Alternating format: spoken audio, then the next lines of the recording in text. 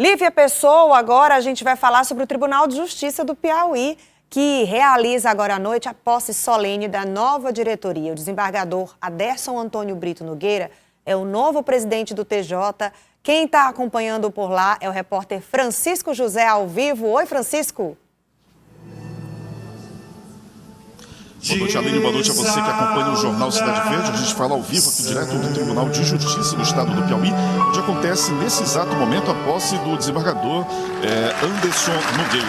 Aderson Nogueira, aliás. Bom, essa é uma das posses mais prestigiadas aqui dos últimos tempos para o biênio 2025-2026. Portanto, ele assume, juntamente com outras autoridades do Poder Judiciário do Piauí, o comando do Tribunal de Justiça para esse biênio. É uma solenidade bastante prestigiada. A gente mostra agora, inclusive, o auditório repleto de convidados. São autoridades dos três poderes: deputados federais, estaduais, vereadores, secretários municipais de Estado, o governador Rafael Fonteles, o vice-governador Temístocles Filho, o senador Ciro Nogueira também compõe a mesa de honra nesse momento, além de toda a corte do Tribunal de Justiça do Estado do Piauí, advogados, representantes da OAB e outras autoridades que marcam presença nesse exato momento aqui na sede do Poder Judiciário do Estado do Piauí.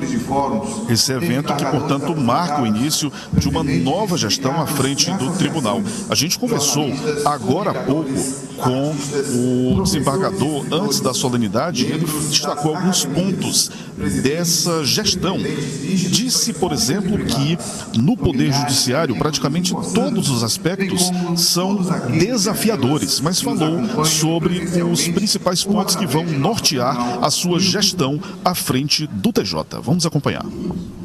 Tudo no Poder Judiciário é desafio, mas eu diria que o grande desafio hoje é a grande demanda judicial, tá? Após a Constituição Federal e talvez graças à credibilidade do Poder Judiciário, as demandas são crescentes e parecem invencíveis.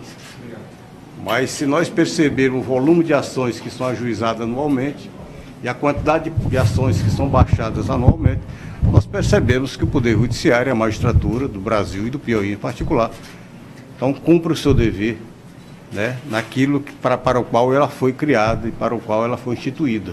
Ou seja, prestar a jurisdição que toda a sociedade precisa. A nossa prioridade é cada dia mais nós aperfeiçoarmos o nosso Poder Judiciário, através de tecnologia, e colocar tudo à disposição dos magistrados e dos servidores, aquilo que a tecnologia está hoje à disposição nossa. Então nós queremos sempre, cada dia mais, estruturarmos a nossa TI e aplicarmos aquilo que a tecnologia coloca à disposição, no sentido de dar mais celeridade à demanda que estão postas à nossa disposição. Aline, a solenidade ainda está nos ritos iniciais. Amanhã, no Notícia da Manhã, a reportagem completa sobre esse evento. Eu volto com você ao estúdio. Muito obrigada, viu, por trazer para a gente informações ao vivo, Francisco José. Vou voltar aqui a conversar então com a Lívia Pessoa, que teve mais cedo, né, há pouco lá no Tribunal de Justiça também para acompanhar esse início de solenidade, também para conversar com algumas autoridades. Você chegou a falar com o governador do estado, Rafael Fonteles, né? Exatamente, Aline. O trabalho de repórter de política é de formiguinha. E eu falei com o governador Rafael Fonteles, principalmente também sobre a posse. Afinal, essa relação do executivo estadual com o judiciário é extremamente importante. Então, questionei a ele sobre isso e também sobre essa nova fase, com o novo presidente do tribunal e quais as expectativas em relação a isso.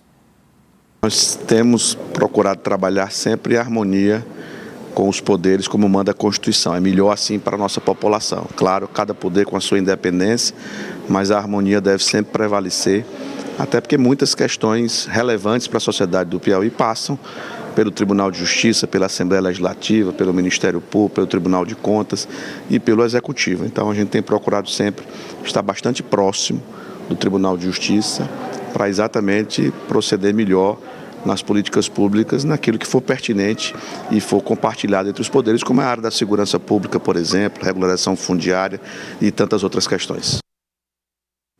Bom, você, claro, falou sobre outros assuntos com o governador. Isso, Aline, afinal a política partidária ela também compõe essa articulação do governo. Questionei o governador a respeito de próximas reuniões com o presidente Lula, já que agora sendo o ano pré-eleitoral exige uma manutenção dessa conversa com aliados, e também a respeito da eleição do Partido dos Trabalhadores.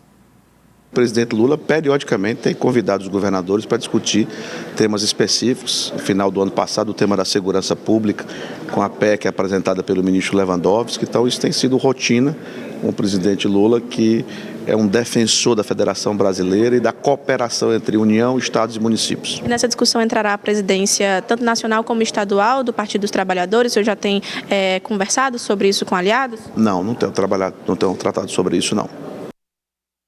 Governador Rafael Fonteles, que vai sair de férias. Isso, Aline. Logo após esse momento em que nós entrevistamos o governador, foi anunciado pela equipe do governo do estado de que o governador transmitiu já o cargo para o vice-governador Temístocles Filho, que será o governador em exercício, a partir de amanhã. O governador Rafael Fonteles deve passar 12 dias de férias ausente do governo do estado, enquanto o governador Temístocles Filho assumirá as gestões e as administrações do Piauí. E também nós percebemos que, a partir de agora, a expectativa é que os encontros com o presidente Lula sejam também traçando não somente a eleição de 2026, mas também a articulação política do Partido dos Trabalhadores no Piauí e também em nível federal. Aline. Posse hoje no TJ, posse amanhã dos novos integrantes do Tribunal Regional Eleitoral, da Corte do Tribunal Regional Eleitoral. Lívia Pessoa também encontrou por lá o presidente do TRE, Sebastião Ribeiro Martins. Conversei com o presidente a respeito disso, Aline, sobre quais as expectativas para amanhã, já que serão novos integrantes da Corte do Tribunal de Contas, que serão substitutos, mas que de qualquer forma estão ali para prestar esse serviço público e ajudar nessa manutenção da democracia do nosso Estado. Terão posse 2 novos membros suplentes, substitutos, na categoria de desembargador. Vai tomar posse a desembargadora Lucicleide, amanhã, e o desembargador Dioclésio, como membro de juiz substituto na categoria de desembargador. E também a doutora Maria Célia será nova juiz auxiliar da presidência do TRE. Então, amanhã, às 9 horas, o Tribunal Eleitoral está se renovando com mais 3 novos juízes na Corte e na presidência. Lívia, você falou aí em democracia, amanhã é um dia emblemático para o Brasil. Vai ter, inclusive, uma grande solenidade, um ato em memória do 8 de janeiro e com a participação de alguns piauienses. Aline, a participação da bancada federal e do Congresso Nacional é uma expectativa do presidente Lula e tudo indica que deve, inclusive, ser muito simbólico a presença dessas autoridades no ato de amanhã. Inclusive, foram convocados, de forma extraoficial, foram convidados para participar desse momento. Conversei hoje com o deputado federal do Partido dos Trabalhadores, Francisco Costa, sobre esse assunto. Ainda não há uma certeza sobre quais autoridades piauienses e se estarão presentes lá. A única certeza, ao que tudo indica, é que o ministro Wellington Dias esteja ao lado do presidente Lula, mas o deputado falou sobre o assunto. O presidente Lula, como também os representantes do Congresso Nacional, da Câmara, do Senado, do Poder Judiciário, resolveram fazer esse ato no dia 8 de janeiro, até mesmo para simbolizar a defesa da democracia, a importância de, acima de tudo, preservarmos as instituições, que é o que rege a nossa Constituição Federal. Tivemos essa trágica lembrança do 8 de janeiro de 2023, onde verdadeiros desordeiros, terroristas, quiseram realmente, através de um ato antidemocrático, tomar o poder à força, mas que, acima de tudo, o Brasil mostra que tem sustentabilidade no seu projeto democrático, que existe confiança nas instituições e a democracia continua firme, forte e liderada pelo Poder Executivo, pelo Congresso Nacional e pelo Supremo Tribunal Federal. Então a gente fica, realmente é importante preservar, alertar acima de tudo pelos riscos que corremos lá no 8 de janeiro de 2023 e acima de tudo fazer esse resgate da importância realmente da manutenção do nosso sistema democrático. E eu já volto aqui novamente conversando com a Lívia Pessoa, senador Ciro Nogueira, hoje, nesse encontro aí de várias autoridades que você teve, lá no Tribunal de Justiça, falou há pouco sobre o orçamento 2025, chegou e nada dele ser votado. Isso, Aline. O relator, ele é inclusive do PSD, o Ângelo Coronel, senador da Bahia, e ele já está articulando essa votação para antes de fevereiro, já que o ano já começou e não foi definido ainda essa distribuição orçamentária e aprovada para o Senado. Lembrando que ainda vai para a aprovação presidencial, então demanda uma certa burocracia. Questionei ao senador progressista e também presidente nacional da sigla sobre essa articulação e qual a expectativa, e ele respondeu sobre isso. Mês de fevereiro, nós não podemos deixar o país sem votação do orçamento. Um erro, nós não temos votado no ano passado, e isso dá uma estabilidade econômica ao país, que isso é fundamental, principalmente um ano de muitas dúvidas econômicas que nós temos, com pressão de dólar, corte de gastos, e eu acho que o Congresso tem que dar o exemplo e votar o mais rapidamente possível o seu orçamento. Ele mesmo admite, né? Foi um erro não ter votado. Com certeza. Agora, vamos falar de um assunto que tem tomado as redes sociais, os noticiários, por conta de algo que é até um pouco imprevisto, imprevisível, não sei. Aline, a direita ela se movimenta para buscar novos nomes que tenham uma representatividade, mas não esperava-se que essa representatividade fosse para a presidência da República, pelo menos não a primeiro momento. O nome do cantor sertanejo Gustavo Lima surgiu após um anúncio que ele mesmo fez em suas redes sociais de que seria candidato à presidência em 2026, pela oposição, né, por esse lado mais conservador, mais de direita. E tomou a todos de surpresa, porque a ideia, pelo que eu pude conversar inclusive com o senador Ciro Nogueira, era que o cantor Gustavo Lima ele pudesse se candidatar ao Senado, não à presidência. Então, mexeu um pouquinho ali nos planos da oposição. E o senador respondeu sobre isso, qual é a expectativa, inclusive de aliados, sobre esse anúncio. O Gustavo tinha me relatado que seria candidato ao Senado por Goiás, mas semana passada trouxe o seu nome como opção para a direita no país. Vamos discutir.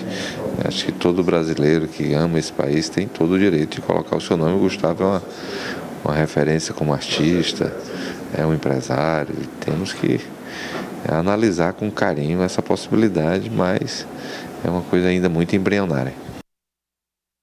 Bom, muita gente aí quer esse cargo, mas vamos ver o que é que vai dar, né? Inclusive, só para complementar, a expectativa é que ele fosse candidatar ao Senado pelo Progressistas. Pela presidência não foi confirmado não, que seria pela sigla.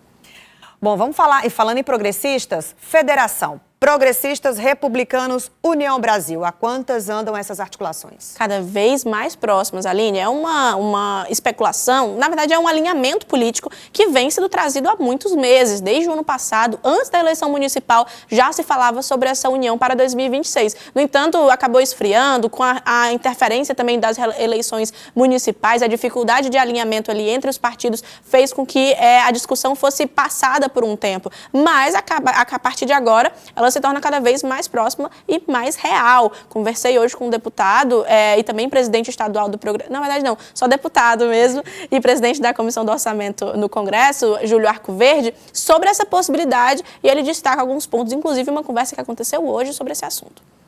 Hoje mesmo estava conversando com o senador Ciro, há uma vontade muito grande dos três partidos, do União Brasil, do Republicano e do Progressista, após a eleição da Câmara, fazer uma federação se tornando o maior partido da Câmara dos Deputados. Acoplando também aqueles que fazem parte de outros partidos, ou seja, esse espaço que vai ser deixado pelos deputados podem ser ocupados por novos nomes. Sim, a gente precisa montar uma chapa, né?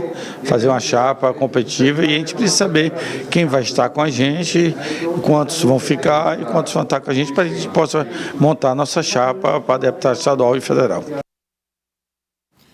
É isso por hoje. Encerramos os nossos assuntos de política, Lívia. Adorei, Aline. Muita informação quente e exclusiva nossa. Muito obrigada, então, e até amanhã. Até amanhã. Quero sempre coisas exclusivas e quentes aqui para o Jornal Cidade Verde. Amém.